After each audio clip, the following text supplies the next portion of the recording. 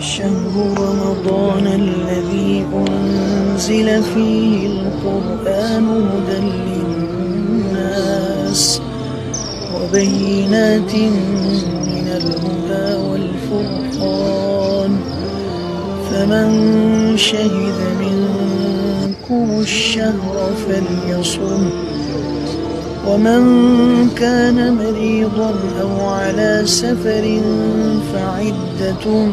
من أيام أخر يريد الله بكم اليسر ولا يريد بكم العسر ولتكملوا العدة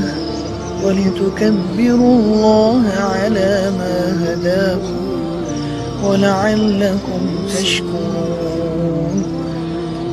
وإذا سألك عبادي عني فإني قريب أجيب دعوة الداع إذا دعاني فليستجيبوا لي وليؤمنوا بي لعلهم يرشدون